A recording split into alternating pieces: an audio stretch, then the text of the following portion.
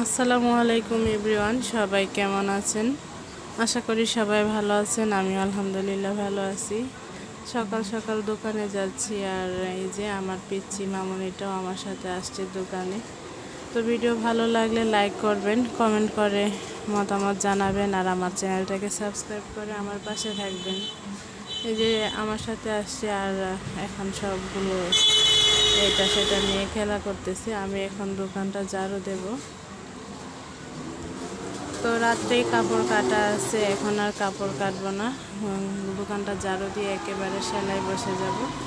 এই যে কাপড়গুলো আমি রাত্রে কেটে রাখছি। আমি সবসময় কাপড়গুলো রাত্রে কাটিং করার চেষ্টা করি, কারণ সকালবেলা এসে কাপড় কেটে মেশিনে বসলে অনেকটা সময় নষ্ট হয়ে যায়। আর আমি সারাদিনের থেকে সকালবেলা সেলাই করে আমার আগায় বেশি, অনেকগুলো সেলাই করতে পারি। আর এখন জানি কি হয়েছে, ঈদের পরে একেবারেই কাজ কম হইতেছে। ঈদের আগে অনেক কাজ করছি, আর এখন সারাদিনে দেখা গেছে 3-4টা করতে পারি না, কেন জানি কাজ একেবারে আগায় না। তো এখানে হচ্ছে একজনের জামা ছিল, রাউন্ড জামা 3টা। এই জামাগুলো ঈদের আগের ছিল। এর মধ্যে ঈদের পরে অনেক কাজ করছি, বাট এই জামাগুলোর যে কাস্টমার উনি আসে নাই এখন পর্যন্ত। তারপরও এখন যেহেতু সব কাজ গুছিয়ে নিছি, এই জামাগুলো সেলাই করে ফেলতেছি। এই যে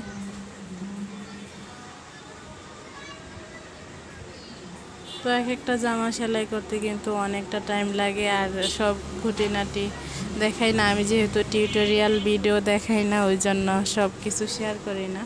শুধু কি সেলাই করলাম না করলাম ওইটাই আপনাদের সাথে শেয়ার করতেছি। তো একটা প্রিন্টের জামা ছিল, এই কাপড়টা আমার কাছ থেকে নিছে, আর 2টা এক কালার, ওইগুলো হচ্ছে বাহির থেকে নিয়ে আসছে চাইনিজ কাপড় দিয়ে। কাপড়গুলো কিন্তু অনেক মোটা, পরতে অনেক গরম লাগবে, কিন্তু যেহেতু মেলে চাকরি করে এই কাপড়গুলোই বেশিরভাগ মানুষ ব্যবহার করে, কারণ বয়েল কাপড়গুলো তারা তো গামে বেশি, তাড়াতাড়ি ছিঁড়ে যায়।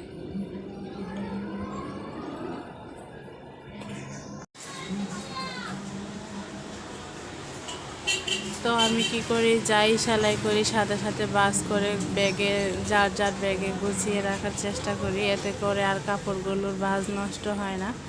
পরবর্তীতে এসে যার যারটা সে দেখে নিয়ে যায়। এখন হচ্ছে আরেকটা ব্লাউজ সেলাই করব। তো এইভাবেই একটার পর একটা কাজ করতেই থাকি সারাদিন। যেমন মনে করেন এই কাজটা রেডি হয়ে গেছে, রেখে দিছি, এখন আরেকটা কাজে ধরছি, এই কাজটাও রেখে দেবে। এইভাবেই হচ্ছে আমার সারাটা দিন যায়।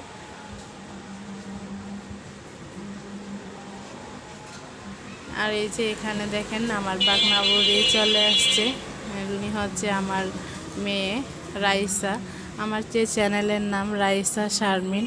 রাইসা হচ্ছে আমার মেয়ের নাম, আর শারমিন আমার নাম।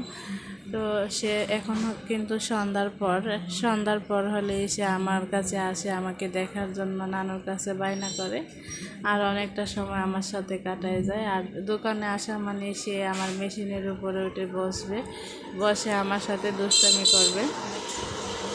তো এখানে হচ্ছে সে আমার সাথে প্রতিদিনের মতোই যা যা করতেছে, ছড়া বলতেছে, দুষ্টামি করতেছে, জামা খুলে ফেলাইতেছে, এই আর কি। আমার মাস্কে ধরে টানাটানি করতেছে।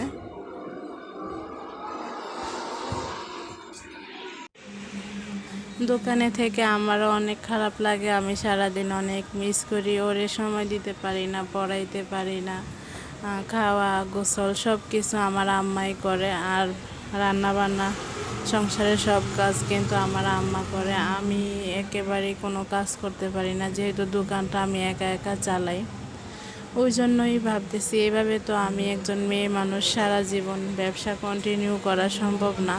আর কিছুদিন পরে বাচ্চাটা বড় হবে, ওরও স্কুলে ভর্তি করতে হবে, ওকে সময় দিতে হবে।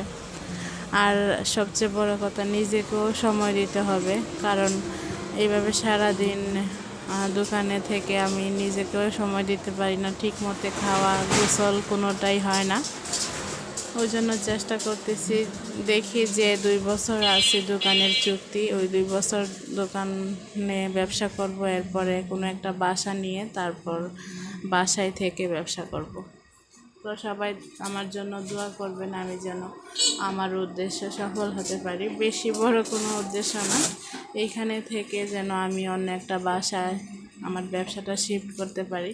এখনও কিন্তু ইচ্ছা করলে পারি, কিন্তু দেখা গেছে আমার কিছু টাকা ঋণ আছে, আর দোকানটা করতে গিয়ে লোন করছি, ওগুলো শোধ করতে হবে। তারপর বাসায় গেলে দোকানের মতো সেল হবে না, ওই জিনিসটা মাথায় রেখে তারপর ব্যবসাটা রানিং করতে হবে। তো সবাই আমার জন্য দোয়া করবেন, আমিও সবার জন্য দোয়া করব। ভালো থাকবেন, আল্লাহ হাফেজ।